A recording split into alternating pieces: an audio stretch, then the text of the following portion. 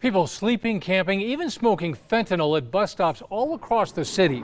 With the Albuquerque Police Department taking over transit security, the chief has officers working to fix this problem. In a KRQE News 13 investigation, Ann Perez shows you how this operation led to the arrest of a suspected drug dealer. What's up, guys? Have a seat. I'm Officer Galvan, Albuquerque Police, just so you know you're being recorded. What you got in your hand there, bud? What you got here?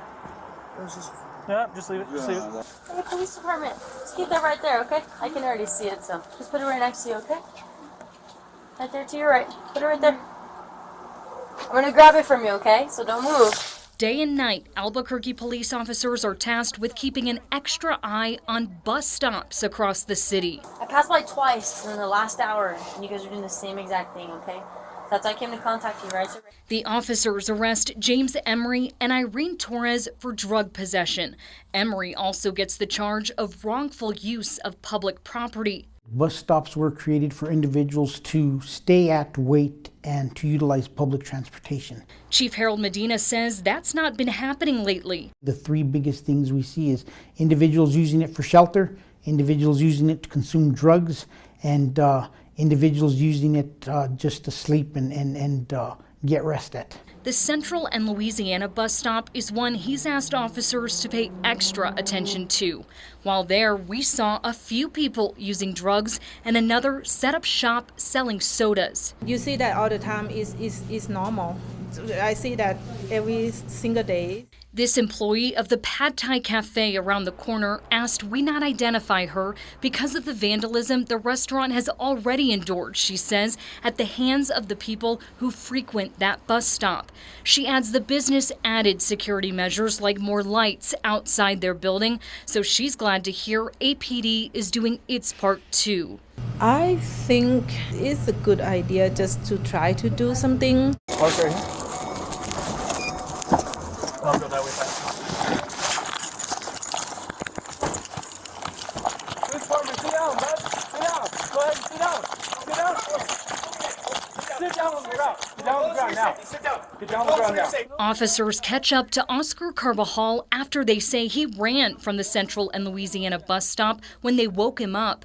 He's arrested, and officers learn Carbajal has active felony warrants. You're being detained right now for jaywalking and falsely using public property and possession of narcotics. The chief says a number of the people his officers are encountering have outstanding warrants.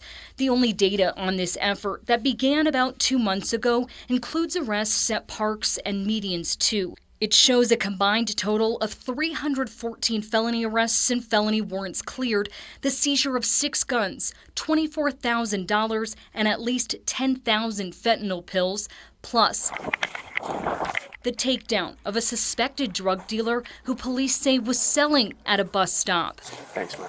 It's just a ripple effect. They are a hotspot for us to continue enforcement. So they've even removed the structures at some bus stops, the chief says, to deter the attraction of shade, shelter, and a meetup location.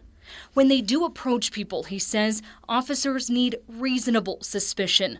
One example of that, he explains, someone not getting on the bus after several have stopped in front of them. The bus stops are not meant for individuals to spend the day, for the individuals to use as shelter, and for the individuals to sleep in.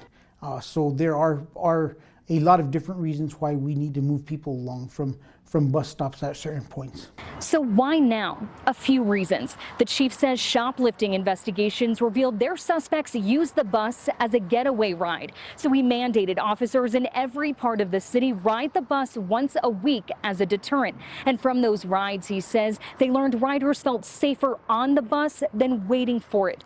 With APD also taking over transit security, the chief says he wanted to know the full scope of issues his department needs to address. We give the strong enforcement with sworn officers. People get citations, people get arrested, they get tickets, and then we transition to some security guards who are inheriting a much reduced problem. A problem he admits will likely never go away, especially when offenders aren't held accountable. Court records show both Torres and Emery were let go, and neither one returned to court. APD caught back up with Torres about 3 weeks later when officers say they caught her shoplifting. We need somewhere to send individuals who have substance abuse problems. We need somewhere to send individuals who have mental health concerns. Many times I hear the argument that states, you know, it is not humane to incarcerate all these individuals. I'll push back and I'll say it's not humane to leave these individuals in the sun, in the elements, suffering from different variety of diseases and not getting them the medical treatment they see. Ann Perrette, KRQE investigates. The Public Defender's Office agrees with the chief that intervention and rehabilitation are needed for people with substance abuse issues, but the Public Defender's Office says they should be diverted into those programs instead of being arrested. The office also says it has concerns with the overall operation, specifically the officers using the charge of wrongful use of public property. In a statement, the Public Defender's Office says the statute does not clearly apply and has previously not held up in court.